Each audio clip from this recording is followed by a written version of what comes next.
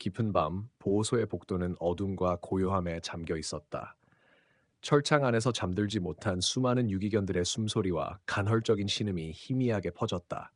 그리고 그중 구석의 좁은 철창 속에서 두 마리의 개가 서로를 껴안고 있었다. 한 마리는 보리라는 이름의 노란 믹스견. 도심 외곽의 쓰레기 더미 근처에서 구조되었고 한쪽 귀는 지치겨져 있었다.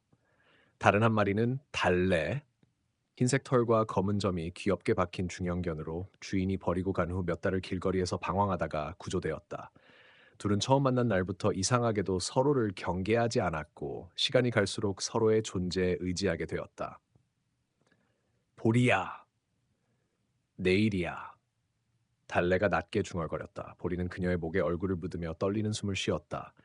그들은 알고 있었다. 안락사 명단에 오른 자신들의 이름. 며칠 전 수의사와 직원들이 철창 앞에서 나눈 짧은 대화, 그리고 붉은 스티커. 그것이 의미하는 바를 보호소는 과포화 상태였다. 유기동물의 수는 계속 늘어나고 입양은 줄어들었다. 결국 누군가는 선택되어야만 했다. 선택당하지 못한 존재들에겐 오직 하나의 길만이 남았다. 나, 무서워. 보리가 속삭였다. 하지만 너랑 함께라면 괜찮을지도. 달래는 조용히 보리의 등을 핥았다. 그렇게 두 마리는 서로를 감싸 안고 마지막 밤을 맞이했다. 다음 날 아침, 수의사 윤재는 무거운 발걸음으로 보호소에 들어섰다. 그는 이미 수차례 안락사를 집도했지만 전날 밤의 명단을 확인한 순간부터 마음이 편치 않았다. 보리와 달래. 그들은 이상할 만큼도 서로에게 의지했고 그 모습이 뇌리에 깊이 박혀 있었다. 그래도 원칙은 지켜야 해요, 선생님. 옆에서 직원 하나가 조심스럽게 말했다. 우린 구조소가 아니에요. 윤재는 대답 없이 고개만 끄덕였다. 철창 앞으로 다가간 그는 그 순간 멈춰서고 말았다. 뭐야? 두 마리가 마치 사람처럼 앞발로 서로를 꼭 끌어안고 있었다. 눈은 감겨 있었고 마치 마지막 인사를 하는 듯한 자세였다. 그 광경은 말로 표현할 수 없는 무게로 윤재의 가슴을 내리눌렀다. 단순히 개로만 볼 수 없는 그들의 존재가 있었다. 그때였다. 달래가 천천히 눈을 떴고 윤재를 향해 시선을 돌렸다. 그 눈빛엔 공포도 원망도 없었다. 오직 단 하나 부탁이 담겨 있었다. 그만두자. 윤재는 자신도 모르게 중얼거렸다. 그러나 상황은 예상치 못한 방향으로 흘러가기 시작했다. 잠시 후 보호소 관리자 김 팀장이 서둘러 들어왔다. 윤 선생님, 큰일 났어요. 어젯밤에 볼이랑 달래 철창 앞에 이상한 편지가 놓여 있었대요. 편지요? 네, 누군가 보호소 안에 몰래 들어온 것 같아요. 감시 카메라엔 이상한 그림자가 잡혔고요. 윤재는 그 말을 듣자마자 철창 앞에 다가가 확인했다. 낡은 편지 봉투. 그 안엔 손글씨로 쓰인 짧은 문장이 담겨 있었다. 그 아이들은 단순한 유기견이 아닙니다. 지켜보세요. 그날이 오고 있어요. 윤재의 등골에 싸늘한 한기가 흘렀다. 이제 단순한 안락사를 둘러싼 감동의 이야기가 아니라 그 어떤 설명도 되지 않는 신비한 사건이 시작되고 있었다. 보호소의 평범한 하루가 끝나는 대신 미지의 공포와 비밀이 깨어나는 순간이었다. 윤재는 손에 쥔 편지를 몇 번이고 다시 읽었다. 그 아이들은 단순한 유기견이 아닙니다. 지켜보세요. 그날이 오고 있어요. 글씨는 떨리는 손으로 쓴 듯 울퉁불퉁했고 종이에는 희미한 냄새가 났다. 오래된 책장에서 꺼낸 듯한 곰팡이 냄새, 그리고 무언가 설명할 수 없는 불안함이 그 글귀에 스며들어 있었다. 감시 카메라 확인해 봤어요? 예, 그런데 이상하게도 02:47분의 영상이 몇 초간 정지됐어요. 그 순간 누군가 철창 앞에 다녀간 것 같아요. 김 팀장이 조심스럽게 사진 한 장을 내밀었다. 화면 한쪽, 흐릿한 실루엣. 사람처럼 보이지만 어딘가 이상했다. 팔이 지나치게 길고 고개는 거의 어깨에 닿을 듯 기울어져 있었다. 그리고 그 실루엣 뒤로 따라다니는 것처럼 보이는 작은 그림자 하나, 작고 네 발 달린 형체. 이거 혹시 사람 아니에요? 확신 못해요. 그래서 경찰에 신고해야 할까요? 윤재는 머리를 저었다. 아니요. 아직은. 일단 그 두 마리 개부터 격리해요. 혹시 모르니까. 보리와 달래는 별도 격리실로 옮겨졌다. 그러나 이상한 일은 거기서 멈추지 않았다. 그날 밤 격리실 근처에서 야간 당직을 서던 직원 하나가 혼절한 채 발견되었다. 그의 입에선 계속 같은 말을 중얼거렸다. 눈을 봤어요. 걔가 사람 눈을 하고 있었어요. 말했어요. 분명히 말했어요. 그를 병원으로 실려보내고 격리실에 설치된 CCTV를 다시 확인했다. 47, 또다시 영상 정지, 그리고 다시 나타난 실루엣. 이번엔 그 그림자가 보리와 달래 철창 앞에 앉아 손을 뻗는 듯한 모습이었다. 그리고 그 순간 화면이 깜빡이며 잠시 나타난 문구. 기억하라. 시작은 여기서였다. 다음 날 아침, 윤재는 격리실 문을 열며 두 마리 개를 살폈다. 보리는 구석에 웅크리고 있었고 달래는 그 앞을 막아선 채 지켜보고 있었다. 그런데 이상한 점이 하나 있었다. 전날까지 찢어져 있던 보리의 귀, 거기엔 멀쩡한 털이 자라고 있었다. 치유? 네? 뒤따라 들어온 간호사가 묻자 윤재는 작게 고개를 흔들었다. 아니야. 그냥 착각일지도. 하지만 그는 확신했다. 무언가 상식을 벗어난 일이 벌어지고 있다는 것을. 그날 오후 보호소에 낯선 여자가 찾아왔다. 긴 코트를 입고 있었고 얼굴 대부분을 모자로 가렸다. 여기 보리와 달래가 있죠? 누구시죠? 김 팀장이 물었다. 그 아이들을 데리러 왔어요. 저는 그들을 찾고 있었어요. 아주 오래 전부터. 그녀의 목소리는 낮고 차분했지만 어딘가 섬뜩했다. 죄송하지만 입양을 원하시는 거면 서류는 필요 없어요. 그녀가 눈을 들었다. 그 순간 김 팀장과 윤재는 동시에 몸이 굳어졌다. 그녀의 눈, 사람의 눈이 아니었다. 동공이 기묘하게 길쭉했고 안에는 불꽃 같은 무늬가 일렁였다. 그 아이들은 선택된 존재예요. 인간이 감히 판단할 수 없는. 윤재가 본능적으로 뒤로 물러서자 여자는 웃으며 돌아섰다. 곧 알게 될 거예요. 문이 열리고 있다는 걸. 그녀가 떠나간 뒤 그 자리에 떨어진 작은 금속 조각. 그건 이상한 문양이 새겨진 고대의 동전처럼 보였다. 그리고 그 문양, 보리의 왼쪽 앞발에 새겨진 흉터와 완벽히 일치했다. 이제 윤재는 결심해야 했다. 눈앞에서 벌어지는 일들을 비이성적이라 외면할 것인가, 아니면 무언가 더 큰 진실이 있음을 믿고 따라갈 것인가. 그리고 그가 결정을 내리기 전 또 한 마리의 개가 격리실 근처에서 쓰러진 채 발견되었다. 입안에서 피가 흘렀고 눈은 충혈돼 있었으며 철창 안에서 그 개는 마지막으로 짖었다. 도망쳐. 밤은 깊었고 보호소에는 이상하리만치 고요가 깃들었다. 새벽 2시 47분이 되자 격리실에 불이 꺼졌다. 모든 장비는 정상 작동 중이었으나 그 방만 어둠에 삼켜졌다. 감시 화면은 하얀 눈처럼 일그러졌고 잠시 후 화면 속에서 보리와 달래는 동시에 천장을 올려다봤다. 아무도 말하지 않았지만 모두가 느끼고 있었다. 뭔가가 깨어나고 있다. 다음 날 윤재는 보리와 달래의 행동을 기록하기 위해 격리실로 향했다. 그러나 문을 여는 순간 그는 뒤로 물러설 수밖에 없었다. 벽에는 알 수 없는 기호들이 핏빛처럼 번져 있었고 바닥엔 마치 동그라미 안에 별이 그려진 듯한 도형이 있었다. 그리고 그 중심에 두 마리 개가 서로의 등을 맞대고 앉아 있었다. 눈을 감은 채 무언가를 기다리듯. 이건 누가 한 거지? 그는 주변을 살폈지만 열쇠는 그의 허리에서 여전히 채워져 있었고 잠금 장치에도 이상은 없었다. 그 순간 휴대전화가 진동했다. 보낸 사람 미확인. 내용은 단 두 글자. 기억해. 그날 저녁 윤재는 다시 그 수상한 동전을 꺼내 살폈다. 전자현미경으로 들여다보니 표면에는 미세한 글씨가 새겨져 있었다. 네 번째 봉인, 피로 인한 각성. 봉인. 그는 무심코 그 문장을 소리내어 읽었고 순간 책상 위에 올려놓은 동전이 미세하게 떨리기 시작했다. 방 안에 불이 깜빡였고 어딘가에서 개 짖는 소리가 들려왔다. 그것은 일반적인 짖음이 아니었다. 사람의 언어를 흉내내는 듯한 이상하게 길고 꺾인 소리. 그가 고개를 돌렸을 때 벽에 그려진 그림자가 움직였다. 누구야? 하지만 답은 없었다. 그 대신 그 그림자는 잠시 보리의 모습으로 변형되었다가 곧 인간의 아이처럼 변하더니 사라졌다. 다음 날 아침 윤재는 국립대학교에서 신화학을 연구하는 교수에게 연락했다. 그리고 사진을 전송한 뒤 몇 시간 후 교수는 떨리는 목소리로 말했다. 이 도형은 고대 서벌 문명에서 기억의 문을 여는 의식에 사용됐던 상징입니다. 기억의 문이요? 전설에 따르면 고통을 겪은 자들의 혼은 동물의 몸에 깃들어 살아남았고 다시 인간으로 돌아가기 위해 의식을 반복했다고 전해져요. 환생? 그보다 더 끔찍한 개념이에요. 저주받은 회귀, 기억을 되찾는 순간 그들도 다시 괴물이 된다고 했습니다. 윤재는 믿고 싶지 않았다. 하지만 보호소의 동물들이 하나둘 이상한 행동을 보이기 시작하면서 그는 더 이상 외면할 수 없었다. 수컷 셰퍼드는 새벽마다 철창을 발로 긁으며 엄마라는 음절을 반복했고 평소 온순하던 코커 스패니얼은 벽에 머리를 박으며 무언가를 떠올리려는 듯 괴로워했다. 그러던 중 보호소에 오래된 봉투 하나가 도착했다. 발신자 없음. 봉투 안에는 오래된 사진 한 장과 손편지가 들어 있었다. 사진 속에는 1987년 촬영된 듯한 모습. 5명의 아이들과 2마리의 강아지가 한 집 앞에서 웃고 있었다. 그런데 그중 한 명의 얼굴이 낯익었다. 윤재. 어린 윤재였다. 편지의 내용은 단순했다. 네가 그들을 기억하지 못해도 괜찮아. 하지만 그들은 너를 절대 잊지 못해.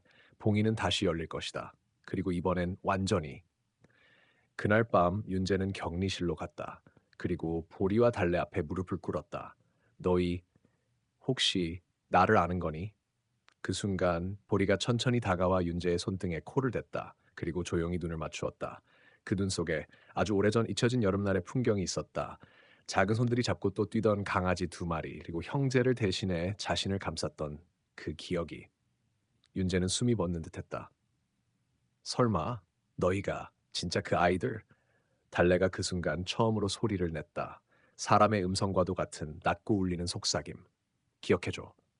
윤재는 2눈을 감았다. 그의 심장은 빠르게 뛰었고 손끝은 차가웠다. 하지만 보리와 달래의 눈빛은 따뜻하고도 단호했다. 그건 단순한 유기견의 눈이 아니었다. 기억하고 있는 존재의 간절한 호소였다.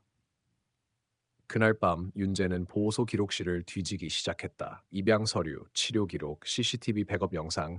몇 시간 동안 뒤졌지만 보리와 달래의 과거는 아예 존재하지 않았다. 마치 누군가가 고의로 지운 듯한 느낌. 그는 결국 구석에 방치된 오래된 종이 박스 하나를 발견했다.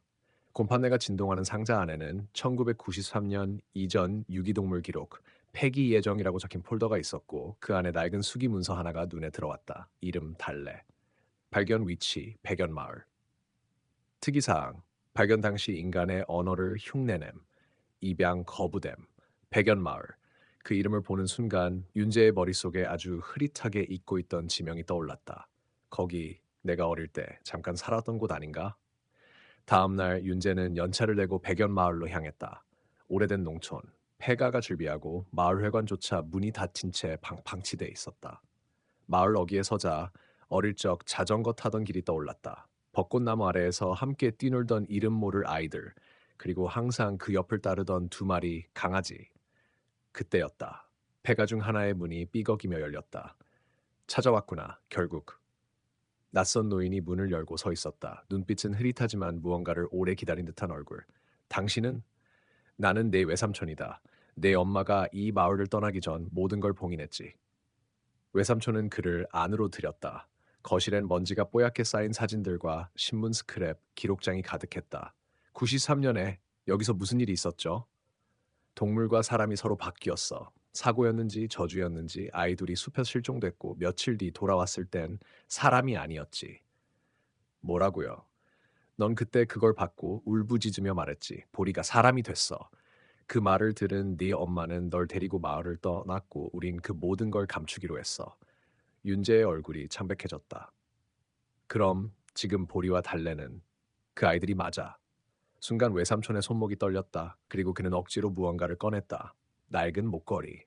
작은 펜던트 안에는 2아이의 사진이 들어있었다. 이 둘, 강희와 할인.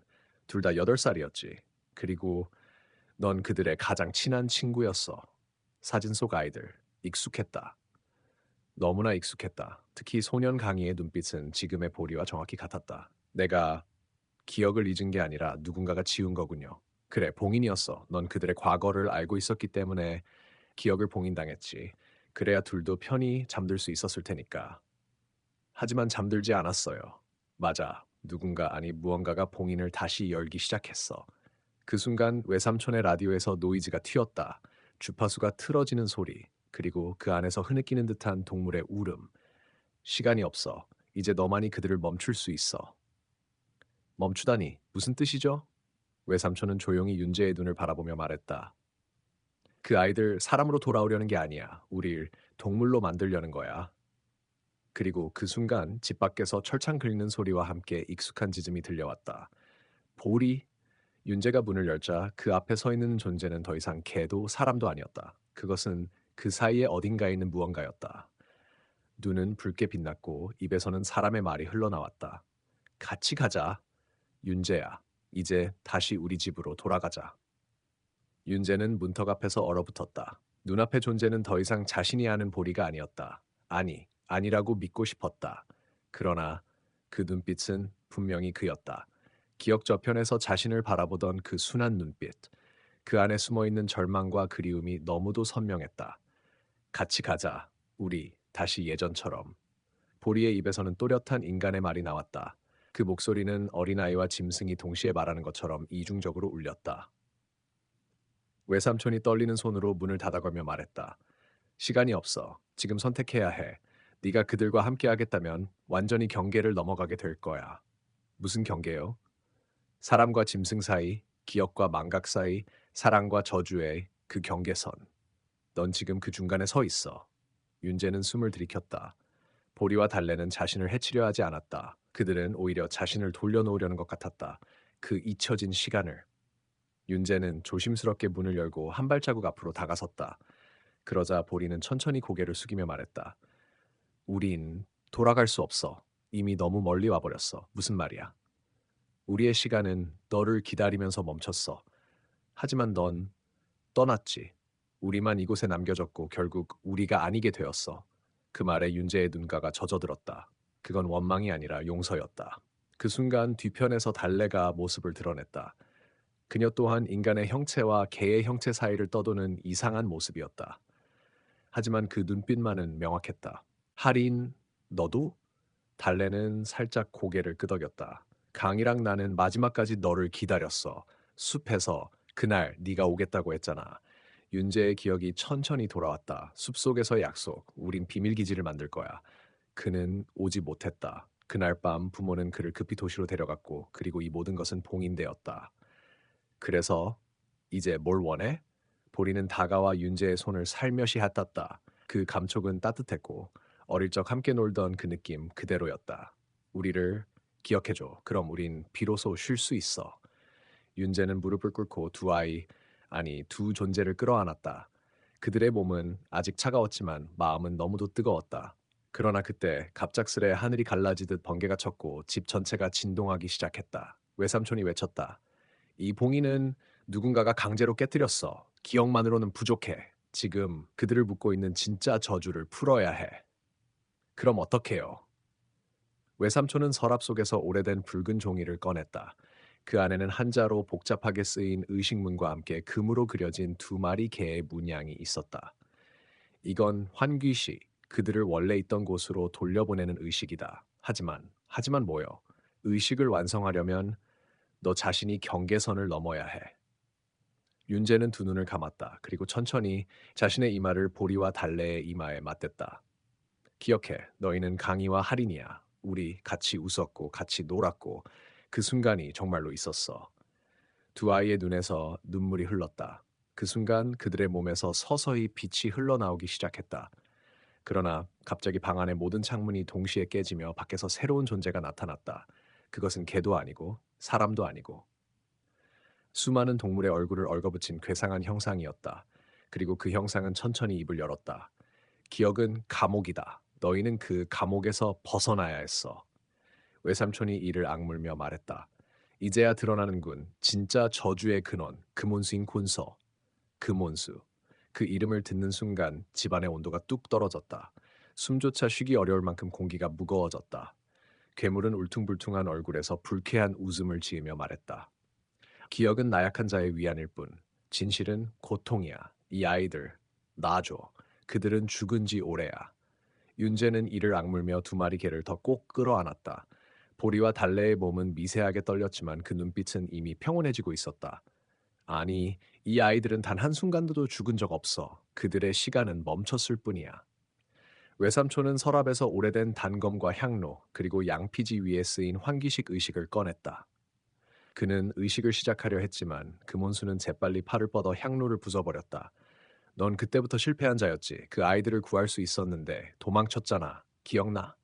윤재가 외삼촌을 바라보았다. 그 눈빛에 섞인 충격과 불신. 외삼촌은 말없이 고개를 숙였다. 그날 숲속에서 아이들이 사라졌을 때 나는 도망쳤다. 저주가 내 몸에 닿기 전에 말이야. 그때부터 난 겁쟁이였어. 윤재의 심장이 조여왔다. 그럼 이 모든 고통은 한 사람의 침묵과 회피 때문이었나? 금원수가 웃었다. 정확히 말하면 이 저주는 유기에서 시작된 거야. 그 말에 순간 윤재 머릿속이 하얘졌다. 떠오른 기억. 어릴 적 강희와 할인이랑 싸운 날. 너희랑 안 놀아. 개나 키우는 애들이나 놀지. 그리고 그 다음 날 그는 다시 숲에 가지 않았다. 윤재가 뒷걸음질 쳤다. 내가 시작이었어. 보리와 달래가 고개를 젓듯 몸을 흔들었다. 그들은 그를 원망하지 않았다. 그저 이해받고 싶었던 것뿐이었다. 외삼촌은 단검을 윤재에게 건넸다. 너만이 할 수 있어. 이 저주를 끝내려면 내 피로 진실을 열어야 해. 윤재는 떨리는 손으로 단검을 잡았다. 피가 손끝을 타고 흘러내렸다. 그 피를 보리와 달래의 이마에 바르자 금빛 무늬가 피어오르기 시작했다. 금원수가 울부짖으며 몸을 크게 부풀렸다. 기억으로는 부족해. 죄책감으론 안 돼. 그 순간 방 안에 희미한 목소리가 울렸다. 강이야, 나 여기 있어. 할인아, 괜찮아. 울지 마. 아이들의 진짜 음성. 그들이 살아있던 그날의 말투 그대로였다. 금원수는 고통스런 듯 몸을 일그러뜨렸다. 그만, 그 따뜻한 그 감정은 독이야. 윤재는 마침내 외쳤다. 그래, 독이야. 너 같은 존재에겐, 하지만 우리에겐 유일한 구원이야. 단검을 높이 든 윤재는 자신의 가슴을 찔렀다. 피가 튀었고 보리와 달래의 몸은 빛으로 휩싸였다. 그리고 폭풍 같은 빛 속에서 금원수가 산산조각났다. 침묵. 그리고 환한 햇살이 창문으로 들어왔다. 그 순간 두 마리 개는 더 이상 괴이한 모습이 아니었다. 보리와 달래, 아니 강이와 하리는 평범한 강아지의 모습으로 윤재 곁에 앉아 있었다. 조용히 천천히 꼬리를 흔들며. 하지만 윤재는 가슴을 감싸며 쓰러졌다. 외삼촌이 달려와 그를 붙잡았다. 넌 너무 깊이 들어갔어. 기억의 세계에. 윤재는 마지막 힘을 짜내어 말했다. 괜찮아. 이젠 그 애들이 외롭지 않잖아. 그리고 그 순간 문 밖에서 누군가의 발소리가 들렸다. 윤재야? 그 목소리는 그가 죽은 줄 알았던 어머니였다. 윤재야! 그 목소리는 너무도 생생했다. 귀를 의심했지만 발소리는 분명히 복도에서 다가오고 있었다. 윤재는 흐릿한 의식 속에서 고개를 들었다. 그 문 너머 오래도록 기억 속에서만 존재했던 엄마가 있었다. 문이 열리고 세월의 다른 얼굴, 그러나 여전히 따뜻한 그 눈빛. 엄마는 윤재를 보자마자 달려와 그를 끌어안았다. 윤재야, 미안해. 그땐 그럴 수밖에 없었어. 외삼촌의 눈이 흔들렸다. 형수님, 당신은 죽은 줄 알았는데. 엄마는 천천히 고개를 저었다. 난 죽지 않았어요. 다만 윤재와 저 아이들을 지키기 위해 금혼수와 계약했을 뿐이에요. 정적. 윤재는 피범벅이 된 채 바닥에 누워 그녀를 바라봤다. 엄마, 그게 무슨 소리야? 엄마는 떨리는 손으로 윤재의 얼굴을 쓰다듬으며 말했다. 그날 강희와 할인이가 숲에서 사라졌을 때 사실 그곳에 나도 있었어. 네가 돌아서기 전 난 뒤따라갔지. 하지만 늦었어. 금원수는 이미 아이들을 데려갔고 날 협박했어. 이 아이들의 시간은 네 선택에 달렸다고. 그래서 난 내 존재를 지우는 대가로 아이들의 시간을 멈추는 거래를 했어. 죽이지는 않되 되돌릴 수 없게. 넌 날 잊고 살았지. 그게 조건이었으니까. 윤재의 심장이 서서히 조여왔다. 그토록 그리웠던 엄마, 그 따뜻한 품은 바로 이 모든 비극의 시작점이기도 했던 것이다. 외삼촌은 낮게 중얼거렸다. 그럼 지금 당신의 계약이 깨어지면서 금혼수는 완전히 소멸하지 않은 거군요. 그 조각들이 아직 남아있어. 엄마는 고개를 끄덕였다. 그래, 그래서 내가 돌아올 수 있었던 거야. 윤재가 피를 바쳐 그들의 영혼을 깨웠고 내 계약도 깨어진 셈이지. 그러나 그때 보리와 달래, 아니 강희와 할인이의 몸이 갑자기 경련을 일으켰다. 그들의 눈에서 검은 안개가 피어올랐고 방 안에 다시 싸늘한 기운이 감돌았다. 엄마는 놀라며 외쳤다. 안 돼. 금원수의 잔재가 아이들에게 들러붙었어. 윤재는 고통을 참고 일어섰다. 내가 다시 들어가겠어. 기억의 심연으로. 엄마가 울듯이 말했다. 안 돼. 거긴 너조차 돌아올 수 없을지도 몰라. 상관없어. 이젠 나도 과거와 마주할 준비가 됐어. 외삼촌은 주술진에 불을 붙이며 외쳤다. 시간이 없어. 의식이 닫히기 전에 들어가야 해. 윤재는 다시 보리와 달래의 머리에 손을 얹고 눈을 감았다. 그리고 마지막으로 엄마를 바라봤다. 만약 내가 돌아오지 못하더라도 아이들은 반드시 구해줘. 엄마는 흐느끼며 고개를 끄덕였다. 윤재의 몸이 점점 사라지듯 투명해지더니 마침내 완전히 증발하듯 사라졌다. 다시 어둠, 다시 그날의 숲. 하지만 이번엔 모든 것이 뒤틀려 있었다. 강희와 할인이의 웃음소리가 희미하게 메아리처럼 울리고 있었지만 그 웃음 뒤엔 낯선 목소리가 섞여 있었다. 이번엔 끝까지 볼 수 있을까, 윤재야? 윤재는 눈을 치켜떴다. 그곳 나무 뒤에서 자신과 똑같이 생긴 또 다른 윤재가 웃고 있었다. 누구야? 넌? 윤재는 바들바들 떨리는 손으로 나무를 짚었다. 눈앞에 서 있는 자는 그 누구보다도 낯익은 얼굴, 자신의 미소, 자신의 상처, 자신의 눈동자. 나? 그 자가 웃으며 말했다. 너잖아. 잊은 거야? 네가 날 만들어냈잖아. 그날 밤 강희와 할인이를 두고 도망친 순간 윤재는 뒷걸음질 쳤다. 말도 안 돼. 난 도망친 게 아니야. 난 찾으려고 했어. 하지만 결국 돌아왔잖아. 그 그림자 같은 윤재는 한 발 앞으로 다가왔다. 너는 선택했어. 두려움 속에서 살기를, 기억을 묻고 보리와 달래라는 이름 뒤에 숨어서. 그의 목소리는 나지막했지만 뼈를 찌르는 듯 뚜렷했다. 그래서 내가 대신 남은 거야. 너 대신 죄책감을 짊어지고 너 대신 그날을 반복하며 살아온 거지. 윤재의 눈에 눈물이 맺혔다. 그럼 넌 나의 죄책감이 만든 존재야? 그렇게 단순하지 않아. 그는 고개를 저으며 말했다. 나는 진실이야, 윤재야. 네가 외면한 진실, 너 스스로 받아들이지 못한 감정의 결정체. 바로 그 순간 숲이 흔들리기 시작했다. 나무들은 검게 일그러졌고 땅에서는 아이들의 웃음소리가 괴기스럽게 메아리쳤다. 할인아! 강이야! 윤재는 비틀거리며 숲속을 향해 달렸다. 그러나 그림자 윤재가 그의 팔을 잡았다. 그 아이들은 네가 구할 수 없어. 왜냐면 네가 버렸으니까. 아니야! 윤재는 외치며 그의 손을 뿌리쳤다. 그리고 숲 깊은 곳, 흙더미 사이에 반쯤 파묻힌 작은 무덤 두 개, 무덤 앞에 누군가 웅크리고 앉아 있었다. 흰 드레스를 입은 소녀, 그리고 옆에는 네 발로 앉은 듯한 작은 소년. 강이야, 할인아. 그들은 천천히 고개를 들었다. 그 눈동자 안엔 어른처럼 깊은 고요와 무언가 비뚤어진 그림자가 섞여 있었다. 윤재 오빠, 왜 이제 왔어? 우린 오래 기다렸는데. 그 말에는 원망도 사랑도 슬픔도 섞여 있었다. 너무 늦었어, 오빠. 이제 우린 여기 남아야 해. 그래서 우리가 다른 아이들 몸을 빌린 거야. 보리와 달래를 통해 세상에 다시 나가려 했지. 윤재는 그 말을 듣고 한동안 아무 말도 하지 못했다. 그제서야 모든 퍼즐이 맞춰졌다. 왜 보리와 달래가 서로를 그렇게 껴안았는지, 왜 그 순간 세상이 멈춘 것처럼 느껴졌는지, 그들이 보여준 마지막 행동은 단순한 유대가 아닌 이승과 저승의 교차점이었다. 하지만 그 순간 그림자 윤재가 다시 나타났다. 그만 돌아가. 여긴 내가 있을 곳이 아니야. 아니, 윤재는 단호히 말했다. 나는 두 아이와 함께 돌아갈 거야. 그 누구도 이곳에 남겨두지 않아. 그렇다면 그림자 윤재는 미소 지으며 뒤돌아서며 말했다. 그 대가를 치를 준비는 되어 있어야겠지. 하늘이 갈라졌다. 검은 손들이 땅에서 솟아났다. 무덤이 무너지고 숲 전체가 뒤틀렸다. 아이들은 윤재의 손을 잡았다. 오빠, 우리 무서워. 괜찮아. 내가 지켜줄게.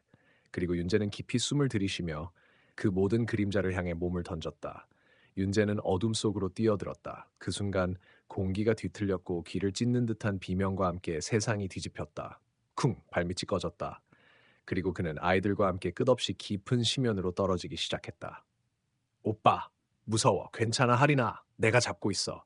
강희와 할인이의 손을 꽉 잡은 채 윤재는 바람을 가르며 끝없는 추락을 이어갔다.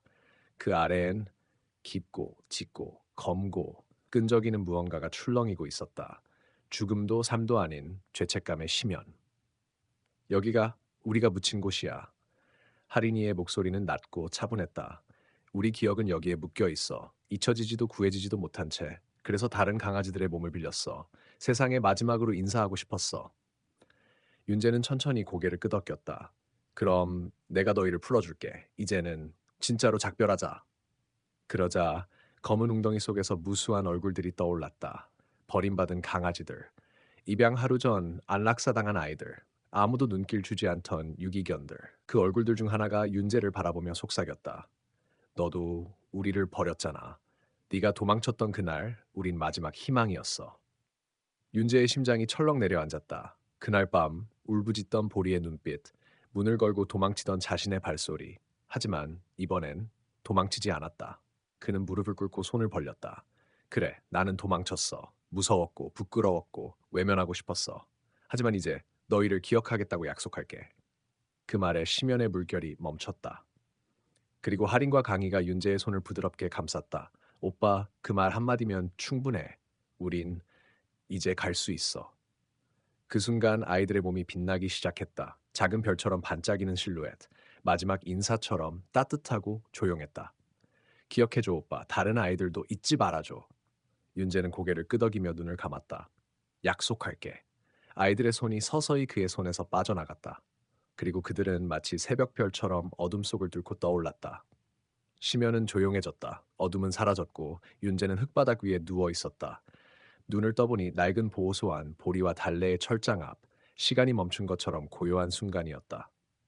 하지만 놀라운 일이 벌어졌다. 보리와 달래, 아니 이제는 강희와 할인이의 흔적을 품은 두 생명이 조용히 눈을 떴다. 그리고 서로를 바라보며 마지막으로 꼬리를 흔들었다. 그때 누군가의 발소리가 들렸다. 잠깐, 이 아이들 아직 살아있어요. 수의사가 충격에 찬 눈으로 철장으로 달려왔다. 심장이 뛴다. 이럴 수가. 윤재는 눈물을 흘리며 철장에 손을 얹었다. 돌아왔구나. 정말 돌아온 거구나. 윤재는 숨을 들이마셨다. 보리와 달래, 아니 강희와 할인이 그들의 눈이 그를 바라보았다. 그리고 그의 가슴 속에서 오래된 상처들이 천천히 아물어갔다. 그 아이들이 돌아왔다는 사실이 믿기지 않았다. 하지만 그들이 살아 있었다. 그들이 돌아왔다. 수의사는 떨리는 손으로 전화기를 들고 동료들에게 긴급히 연락을 취했다. 이 아이들 아직 살아 있어요. 바로 응급처치가 필요해요. 목소리는 놀라움과 경악으로 가득 찼다. 윤재는 그저 아이들의 몸을 감싸며 속으로 기도했다. 제발, 제발 살아줘. 너희가 다시 살아났다는 사실이 믿기지 않아.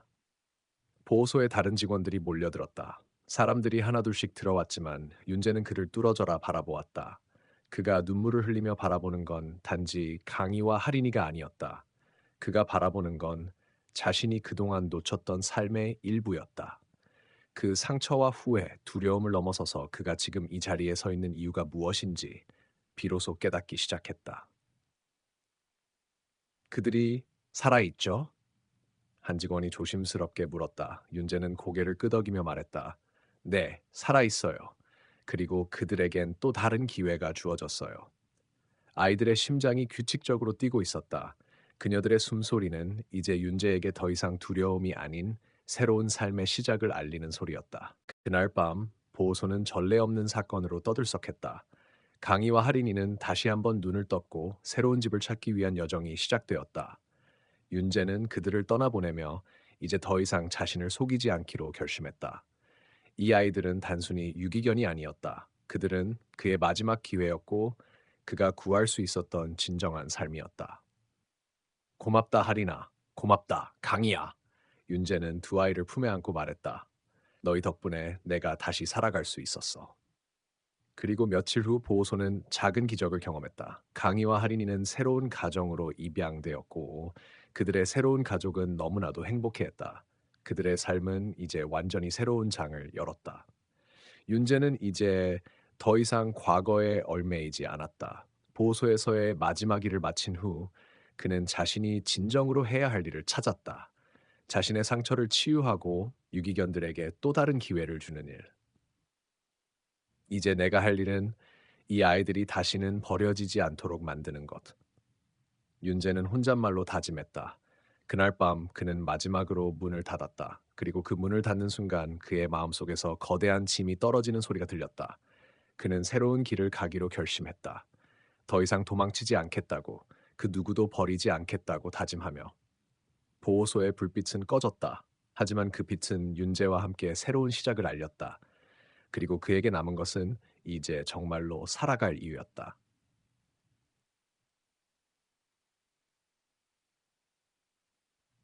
몇 년 후 보호소는 변했다. 그곳은 더 이상 그늘 속에서 고통받는 아이들이 있는 곳이 아니었다. 윤재는 지역사회와 협력하여 유기견을 위한 재활센터를 만들었고 그의 노력 덕분에 많은 아이들이 새로운 가정을 찾을 수 있었다.